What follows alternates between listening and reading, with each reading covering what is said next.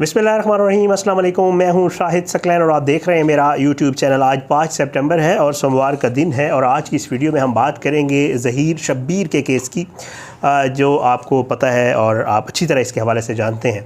आज Sindh high court में एक बहुत अहम समाअत थी, तकरीबन 2.5 घंटे के करीब जो है इसके ऊपर दलाइल हुए, लेकिन मैं उसकी बात नहीं करूँगा। वो इसलिए नहीं करूँगा कि ज़ाहिर है उसमें बहुत सारी चीज़ें आपको पता चल चुकी हैं, हमारे कई दोस्त उसके ऊपर वीडियोज़ कर चुके हैं।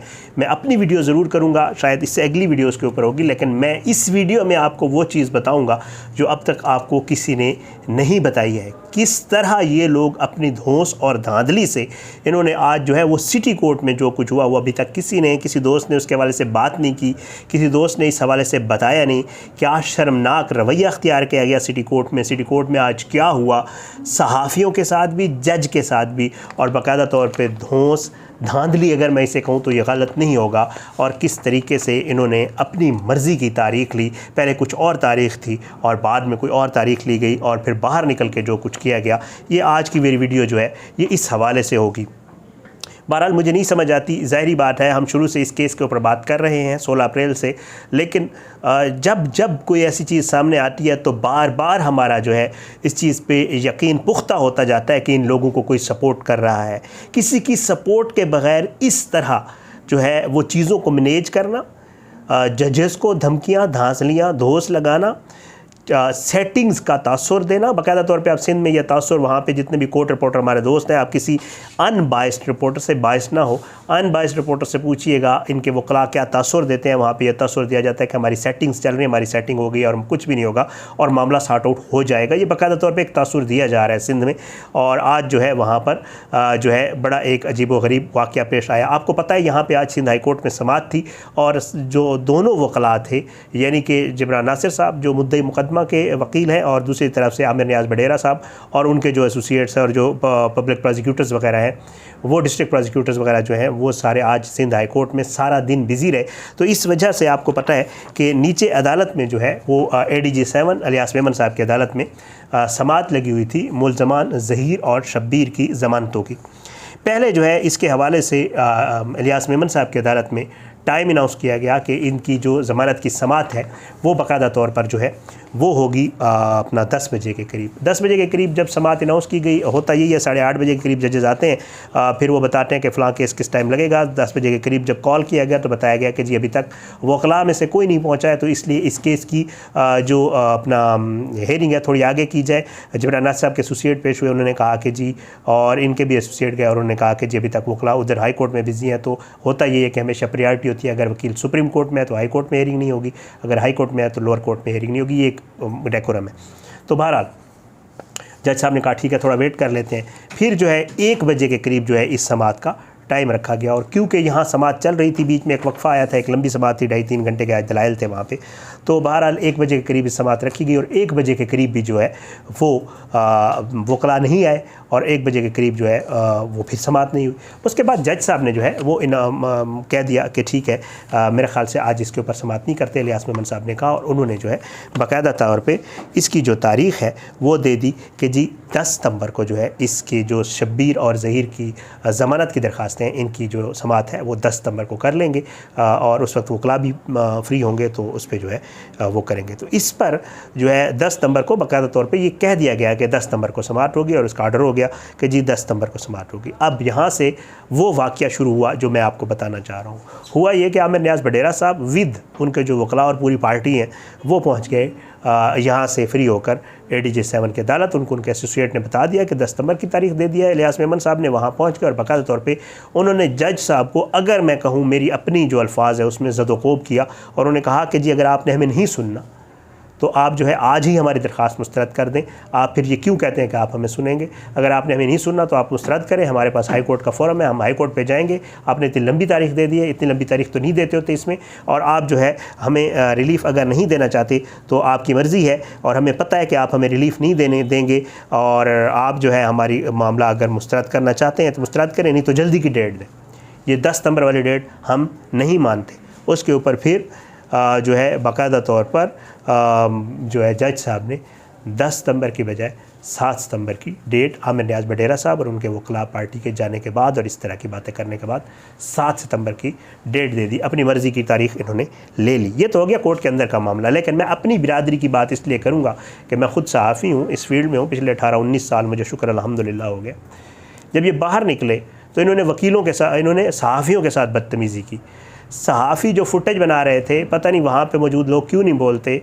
सहाफ़ी जो फुटेज बना रहे थे, हालांकि बोलना सहाफ़ी आपका किसी के साथ भी कोई अटैचमेंट या कुछ हो सकता है, लेकिन अपनी कम्युनिटी के लिए आपको बात ज़रूर करनी चाहिए। जब ये बाहर निकले तो कुछ हमारे सहाफ़ी दोस्तों ने आमिर नियाज़ बडेरा और इनकी फ़ुटेज बनाई। इन्होंने बाकायदा तौर पर उनसे मोबाइल लिए और उन्होंने कहा फ़ुटेज डिलीट करो, किसी भी चैनल पर अगर फ़ुटेज चली तो अच्छा नहीं होगा। ये चीज़ें आज की गई इलियास मेमन साहब की अदालत में। सहाफ़ियों को धमकाया गया, सहाफ़ियों को बाकायदा तौर पर मोबाइल लेकर चेक किए गए और सहाफ़ियों को बाकायदा तौर पे कहा गया कि जी फ़ुटेज किसी चैनल पे मेरी फ़ुटेज क्यों बना रहे हो, मेरी फ़ुटेज नहीं चलनी चाहिए। आमिर नियाज़ बडेरा साहब ने कहा, आई डोंट नो, पता नहीं क्यों, हालांकि हम तो जाते हैं सुप्रीम कोर्ट भी जाते हैं, वकील भाइयों की फ़ुटेज सबकी बनती होती है। ख्वाजा हारिस, बड़े बड़े नाम हैं, बाबर अवान, सब आते हैं सुप्रीम कोर्ट और आप रोज़ उनकी फुटेजेस देखते हैं। केसेस में पेश होते हैं वकील, तो टीवी चैनल्स केस का जब हवाला देते हैं तो उनके वकला की फुटेज चलाते हैं। तो वहाँ पर ना सिर्फ जज साहब के साथ ये हुआ, आज इलियास मेमन साहब के साथ, और फिर उसके बाद सहाफ़ी दोस्तों के साथ भी बाकायदा तौर पर उनको हिरासा किया गया, इट्स हरासमेंट। और जो है उन्हें कहा गया कि जी आप हमारी फ़ुटेज ना बनाएं। बड़ा अफसोसनाक वाक़या है।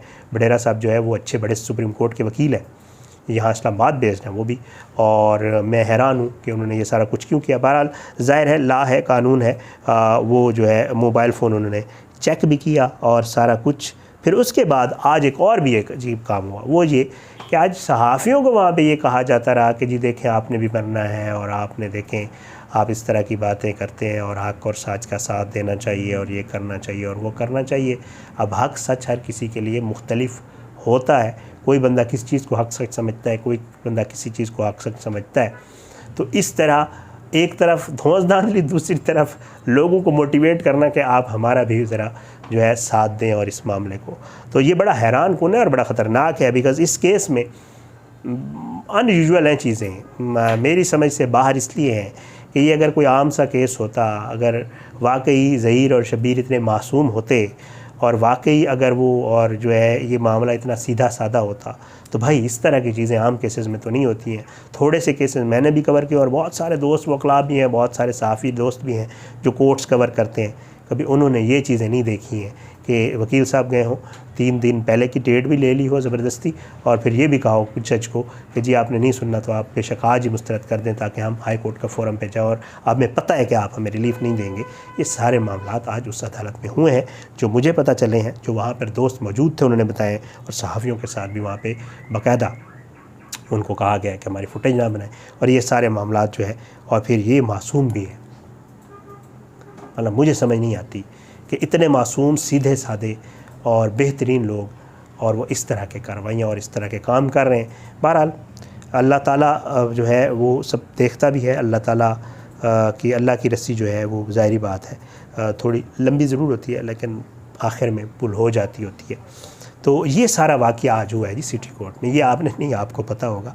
तो मुझे ये पता चला था, वहाँ पर सहाफ़ी दोस्त जो मौजूद थे, वहाँ पे जो वकला दोस्त मौजूद थे, उन सब ने मेरी बात हुई उनसे और उन्होंने भी इस चीज़ को कंफर्म किया।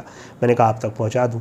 जो वहाँ से बात हुई है हाई कोर्ट में, उसमें कुछ और चीज़ें हुई हैं, उसमें जज साहब ने कुछ रिमार्क्स दिए हैं, उसमें कुछ चीज़ें और मतलब ऐसी हैं। MLO पे आपको पता है कल की वो हो गई है। इनके वकील की कोशिश थी कि आज किसी तरीके से जो है डेट ली जाए, लेकिन जिब्रान नासिर साहब ने डेट नहीं लेने दी, क्योंकि वो जिधर से भी मुड़ के आया इनका वकील, जिब्रान नासिर साहब आगे मौजूद थे। तो उसके ऊपर जो है जज साहब ने फिर कहा कि सुन लेते हैं। वो इंशाअल्लाह अगली वीडियो जो है उसके ऊपर करूँगा और आपको उसकी तफसील भी बताऊँगा, थोड़ी मुख्तलिफ, थोड़ी हट के। बाकी आप तफसील पूरी सुन चुके होंगे। इंशाअल्लाह अगली किसी वीडियो तक के लिए मुझे इजाज़त दें। अपनी दुआ में याद रखा करें। अल्लाह पाकिस्तान कामयाब नासिर हो, इसके ख़िलाफ़ साजिशें करने वालों को नफ्स नाबूद करे, ज़ालिमों को इबरत का निशान बनाए, मज़लूमों को इंसाफ मिले।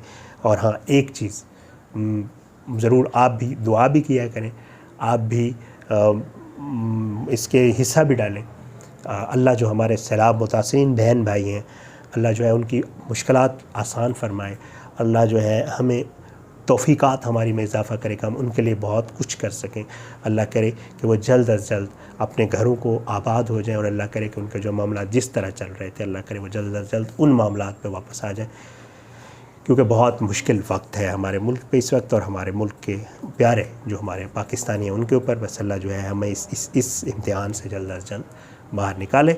बहरहाल ज़रूर हेल्प करें किसी तरीके से भी, किसी के थ्रू भी, लेकिन ज़रूर करें। बहुत शुक्रिया। पाकिस्तान जिंदाबाद। अल्लाह हाफ़िज़।